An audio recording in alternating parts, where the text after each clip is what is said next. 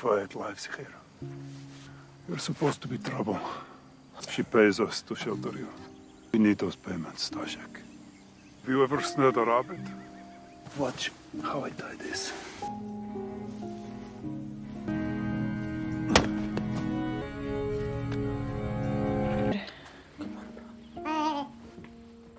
Any news from my auntie? No more money for keeping the boy. Everyone.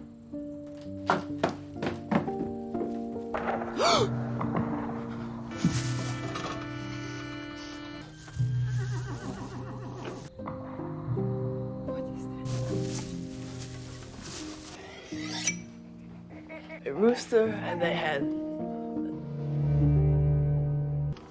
Jaško Rudnicki. Choose. I need to tell you how this works. Tell us where they are. And hang your entire... You know I do. Indeed, Jaško Rudnicki. Namun, situasi perang makin menekan. Tetangga-tetangga yang curiga dan patroli polisi Nazi yang makin sering datang membuat keberadaan Max di rumah Jaško menjadi semakin berbahaya. Jaško menyadari bahwa risiko penemuan Max tidak hanya berbahaya bagi Max sendiri, tapi juga untuk keselamatan keluarganya yang sudah melindungi anak itu. A big, strong voice cannot be yours. I'm her nephew. Laborer in the Great German Reich. Take chair. Sit. Would you, in the Reich, you were saying. Does she right? Victory. Doing her.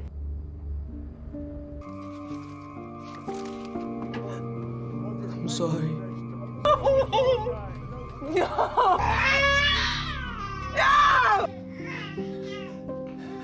Dengan keputusan berat, Jaško mengajarkan Max keterampilan dasar bertahan hidup, cara mencari makanan di hutan, cara membuat tempat tinggal sederhana, serta cara menghindari bahaya yang mengintai. Don't eat the mushrooms off the ground. Only Berries are gone? flint for a fire. Close to the shelter. Always How much is a Jew worth? What am I worth? That is not my name. you heard the chief. Broniek. All Akhirnya, Jaško mengirim Max hidup sendiri di hutan, dengan misi untuk bertahan hidup sampai perang usai.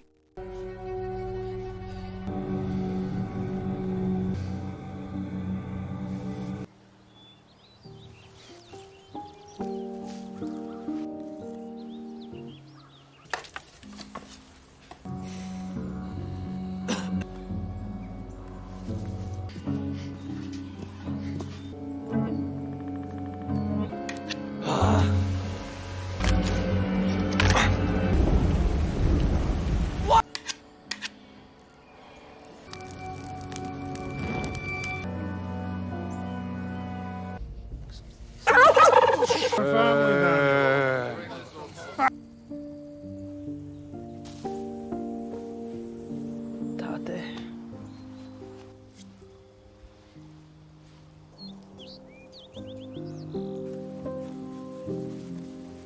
Hutan itu bukanlah tempat yang ramah. Max menghadapi musim dingin yang brutal, kelaparan, hewan buas dan ancaman dari penjaga hutan atau pemburu yang diberi imbalan untuk mencari dan menangkap orang-orang Yahudi yang bersembunyi. Selama berjuang sendiri di lingkungan yang keras, Max terus memikirkan keluarganya dan berharap suatu hari bisa bertemu mereka lagi. Suatu hari, saat menjelajahi hutan yang luas itu, Max bertemu dengan seorang anak laki-laki lain yang juga bersembunyi, bernama Janek. Janek juga sendirian setelah terpisah dari keluarganya. Pertemuan ini mengubah kehidupan Max. Dia tidak lagi sendirian. No, the leaves are falling. I'm 13. You become Christian.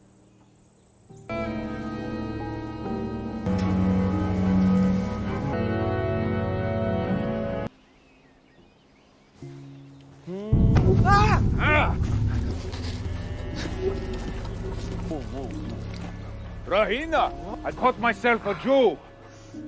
Mereka saling berbagi cerita, saling menguatkan, dan bersama-sama berusaha bertahan dalam kondisi yang sangat sulit.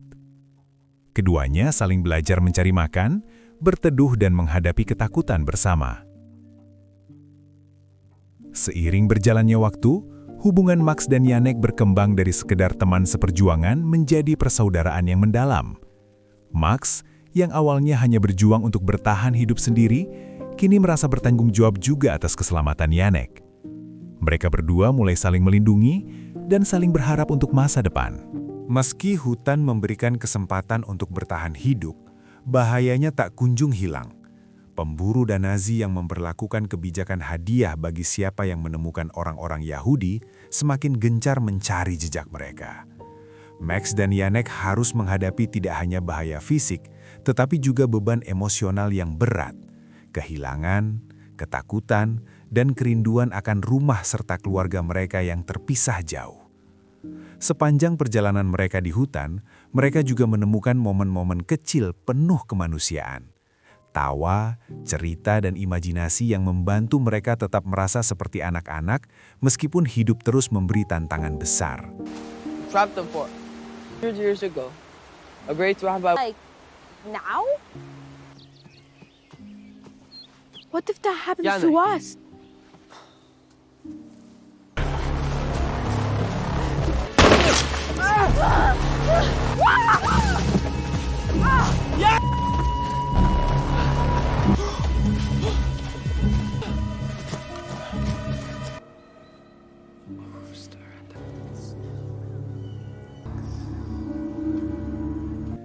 Kisah-kisah yang mereka bagikan kepada satu sama lain, terutama cerita-cerita yang diceritakan Max tentang makhluk-makhluk mistis yang bisa melindungi mereka, menjadi pelipur lara di tengah realitas pahit perang.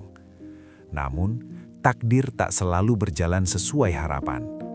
Dalam suatu peristiwa dramatis yang membuat mereka mempertaruhkan segalanya untuk menyelamatkan seorang bayi yang juga terpisah dari keluarganya, Take off your clothes.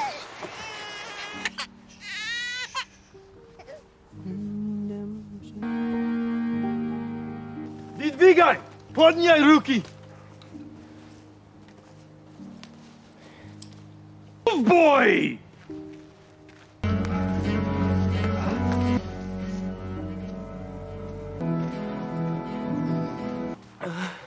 I can't.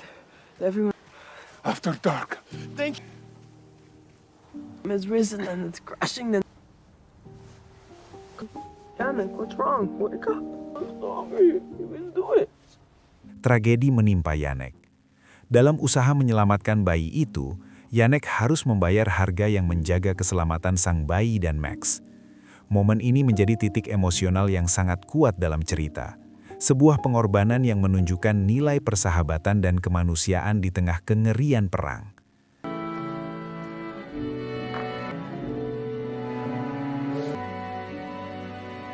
Let's even keep him alive. Akhirnya, perang mulai berakhir. Ketika tentara sekutu dan pasukan Soviet mulai mengusir Nazi dari wilayah itu, ancaman terhadap orang-orang Yahudi pun berkurang. Max yang masih hidup setelah bertahun-tahun di hutan, menemukan dirinya bebas dari pengejaran, meskipun kehilangan begitu banyak hal berharga, termasuk keluarga dan sahabatnya sendiri. Cerita film ini berakhir dengan sebuah penutup yang mengharukan, di mana kita melihat versi nyata dari Max di usia lanjut, kembali bertemu dengan orang yang masih hidup dari mereka yang pernah ia selamatkan bersama Janek, termasuk bayi yang dahulu mereka lindungi. How freezing the water was, true. Young and children. I couldn't. Kehadiran sosok nyata ini memberikan penegasan kuat bahwa di balik kisah fiksi yang diceritakan di layar, ada kisah nyata seorang penyintas yang benar-benar hidup dan membagikan cerita keberanian serta harapannya kepada dunia. Film The Boy in the Woods menunjukkan bahwa perang tidak hanya menghancurkan kota dan bangsa, tetapi juga merampas masa kanak-kanak, keluarga, dan rasa aman seorang anak. Melalui perjalanan Max, film ini menegaskan bahwa bertahan hidup seringkali menuntut pengorbanan yang tidak seharusnya dipikul oleh anak-anak. Film ini mengajarkan bahwa keberanian tidak selalu hadir dalam bentuk perlawanan bersenjata, tetapi juga dalam pilihan kecil untuk tetap hidup, tetap berbelas kasih, dan tetap manusia di tengah kebrutalan. Persahabatan Max dan Janek menjadi simbol bahwa harapan dapat tumbuh bahkan di tempat paling gelap, dan bahwa kehadiran satu orang saja dapat memberi arti besar bagi kelangsungan hidup orang lain. Melalui kisah ini, film menegaskan bahwa kemanusiaan tidak pernah sepenuhnya mati, selama masih ada orang yang berani menolong, berbagi, dan berkorban tanpa pamrih. The Boy in the Woods adalah pengingat bahwa sejarah bukan hanya tentang perang dan kekuasaan, tetapi tentang individu-individu kecil yang bertahan agar kisah kemanusiaan tetap hidup.